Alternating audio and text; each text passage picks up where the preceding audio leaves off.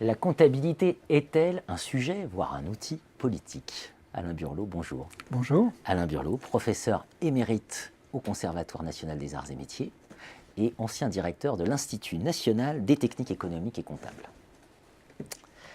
Pourquoi un sujet politique? Spontanément, on ne pense pas que la comptabilité, c'est politique. Non, ce n'est pas l'image qu'en a le grand public. Ça paraît technique. Voilà, ça paraît tout à fait technique. Ceci dit, nous produisons une information financière qui a un impact sur la société. Beaucoup de décisions sont prises sur la base de ces informations. Ces informations peuvent être extrêmement différentes selon les normes comptables que l'on adopte. Et de ce fait, les décisions et l'état de la société ne va pas être le même. Selon les normes comptables et selon les cadres de référence qui vont leur donner leur légitimité. D'ailleurs, en 2005, Jacques Chirac écrit à Romano Prodi. Il paraît que c'est Claude Bébéar qui a tenu la plume. C'est ce qu'on dit. Il a dit attention, warning, IFRS warning. Voilà. Pourquoi? Effectivement, c'est un courrier prémonitoire qui est très intéressant, dans lequel Jacques Chirac attire l'attention de la Commission européenne sur le fait qu'en adoptant les IFRS, nous risquions de créer de la volatilité sur les marchés. Et c'est ce qui a été confirmé par la crise de 2007-2008. Le moins qu'on puisse dire, c'est que c'était plus que prémonitoire, c'était quasi prophétique. C'était quasi prophétique. Pour se fixer les idées, la différence entre les IFRS, enfin le changement introduit par les normes IFRS. Alors, traditionnellement, en France et dans beaucoup d'autres pays, les actifs sont évalués au coût historique, c'est-à-dire le coût d'acquisition diminué éventuellement d'une dépréciation. Là, c'est un petit peu différent.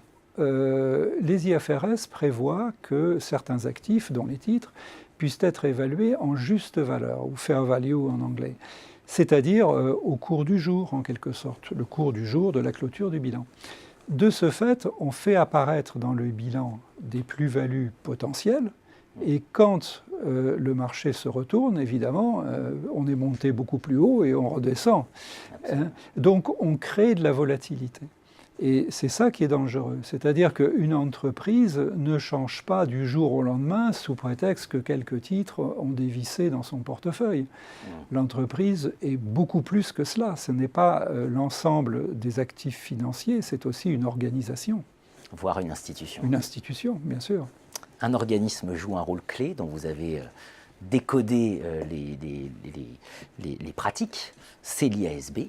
Voilà, dans un article publié avec Bernard Collas de Paris Dauphine. Voilà, c'est un organisme privé, hein, c'est ça? C'est un organisme privé. Et qui pose des questions, y compris en termes d'indépendance. Oui, alors, et quand on parle d'indépendance, il faut faire attention au vocabulaire. Nous n'avons jamais dit que cet organisme était sous la tutelle d'un intérêt privé. Mais simplement, les membres de cet organisme, qui sont les normalisateurs comptables mondiaux de facto, ont une culture professionnelle, ont un passé professionnel qui leur fait privilégier certains aspects de l'information financière, et notamment une information financière au service des marchés, bien sûr.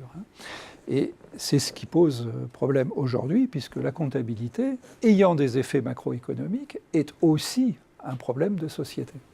Pour analyser la prise de pouvoir par l'IASB et les normes IFRS, je vous retrouverai pour une version longue de cet entretien. Merci Alain Burlot. Merci beaucoup.